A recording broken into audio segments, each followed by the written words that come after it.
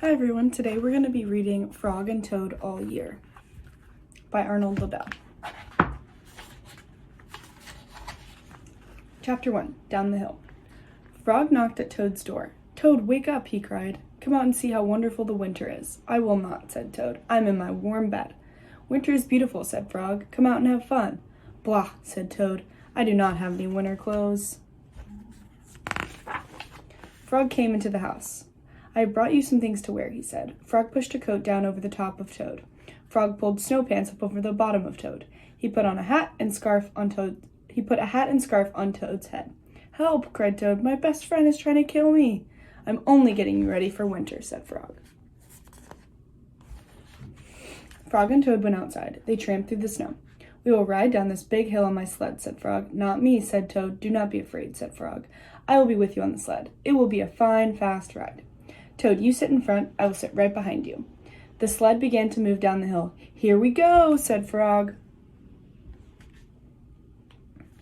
There was a bump. Frog fell off the sled. Toad rushed past trees and rocks. "Frog, I am glad that you are here," said Toad. Toad leaped over a snowbank. "I could not steer the sled without you, Frog," he said. "You are right. Winter is fun." A crow flew nearby. "Hello, Crow," shouted Toad. "Look at Frog and me. We can ride a sled better than anybody in the world." "But Toad," said the crow, "you are alone on the sled." Toad looked around. He saw that Frog was not there. "I'm all alone," screamed Toad. Bang! The sled hit a tree. Thud! The sled hit a rock. Plop! The sled dived into the snow. Frog came running down the hill. He pulled Toad out of the snow. "I saw everything," said Frog. "You did very well by yourself." "I did not," said Toad, "but there is one thing that I can do all by myself." "What is that?" asked Frog. "I can go home," said Toad. "Winter may be beautiful, but bed is much better." Chapter 2, The Corner. Frog and Toad were caught in the rain. They ran to Frog's house. "I'm all wet," said Toad. "The day is spoiled." "Have some tea and cake," said Frog. "The rain will stop. If you stand near the stove, your clothes will soon be dry." "I will tell you a story while we are waiting," said Frog. "Oh, good," said Toad. "When I was small, not much bigger than a pollywag," said Frog, "my father said to me, 'Son, this is a cold, gray day, but spring is just around the corner.' I wanted spring to come. I went out to find that corner. I walked down a path in the woods until I came to a corner. I went around the corner to see if spring was on the other side."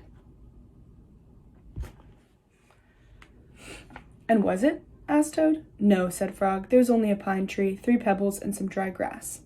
I walked into the meadow. Soon I came to another corner. I went around the corner to see if spring was there." "Did you find it?" asked Toad. "No," said Frog. "There was only an old worm asleep in a tree stump." I walked along the river until I came to another corner. I went around the corner to look for spring. "Was it there?" asked Toad. "No," said Frog. "There was only some wet mud and a lizard who was chasing his tail." "You must have been tired," said Toad. "I was tired," said Frog, "and it started to rain." "I went back home when I got there," said Frog. "I found another corner. It was the corner of my house." "Did you go around it?" asked Toad. "I went around that corner too," said Frog. "What did you see?" asked Toad. "I saw the sun coming out," said Frog. "I saw birds sitting and singing in a tree. I saw my mother and father working in their garden. I saw flowers in the garden." "You found it!" cried Toad. "Yes," said Frog. "I was very happy. I had found the corner that spring was just around." "Look, Frog," said Toad. "You were right. The rain has stopped." Frog and Toad hurried outside. They ran around the corner of Frog's house to make sure that spring had come again. Chapter 3, Ice Cream. One hot summer day, Frog and Toad sat by the pond. "I wish we had some sweet cold ice cream," said Frog. "What a good idea," said Toad. "Wait right here, Frog. I'll be right back." Toad went to the store. He bought 2 big ice cream cones. Toad licked one of the cones. "Frog liked chocolate best," said Toad, "and so do I." Toad walked along the path. A large, soft drop of chocolate ice cream slipped down his arm. "This ice cream is melting in the sun," said Toad. Toad walked faster. Many drops of melting ice cream flew through the air. They fell down on Toad's head. "I must hurry back to Frog," he cried.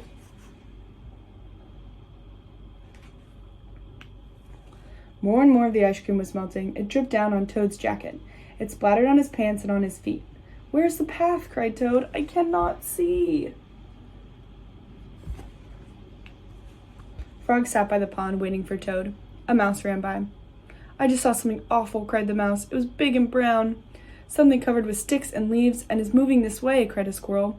Here comes a thing with horns," shouted a rabbit. "Run for your life." "What can it be?" asked Frog.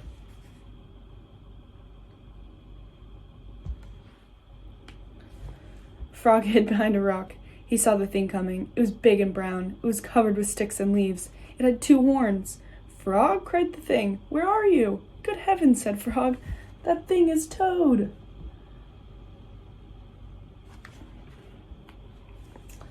Toad fell into the pond. He sank to the bottom and came up again. "Drat," said Toad, "all of our sweet, cold ice cream is washed away."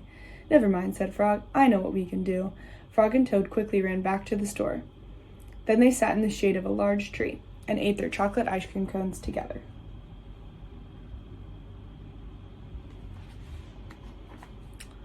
Chapter 4. The Surprise. It was October. The leaves had fallen off the trees. They were lying on the ground. "I will go to Toad's house," said Frog. "I will rake all of the leaves that have fallen on his lawn. Toad will be surprised." Frog took a rake out of the garden shed. Toad looked out of his window.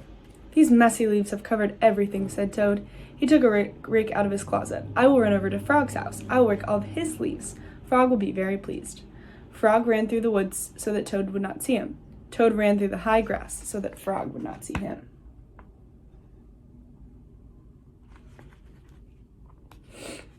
Frog came to Toad's house. He looked in the window. "Good," said Frog. "Toad is out. He will never know who raked his leaves."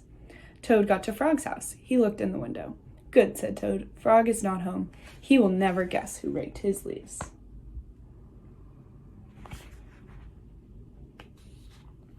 Frog worked hard. He raked the leaves into a pile. Soon, Toad's lawn was clean. Frog picked up his rake and started home. Toad pushed and pulled on the rake. He raked the leaves into a pile. Soon there was not a single leaf in Frog's front yard. Toad took his rake and started home.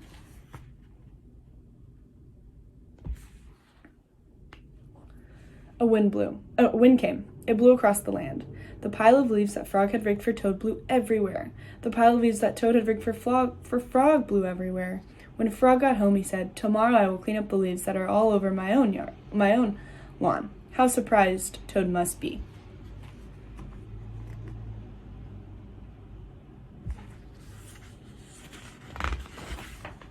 When Toad got home, he said, "Tomorrow I will get to work and rake all of my own leaves." How surprised Frog must be. That night, Frog and Toad were both happy that they each turned out the light and went to bed.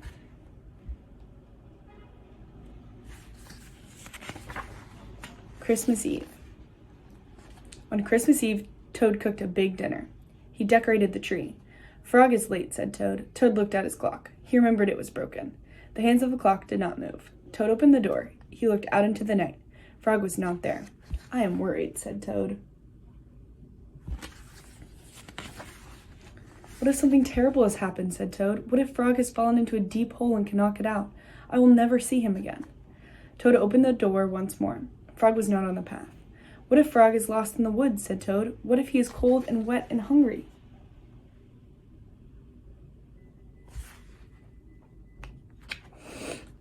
"What if Frog is being chased by a big animal with many sharp teeth? What if he's being eaten up?" cried Toad. "My friend and I will never have another Christmas together." Toad found some rope in the cellar. "I will pull Frog out of the hole with this," said Toad. Toad found a lantern in the attic. "Frog will see this light. I will show him the way out of the woods," said Toad.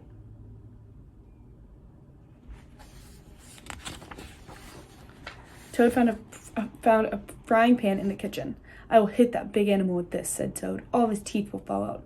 "Frog, do not worry," cried Toad. "I am coming to help you." Toad ran out of the house.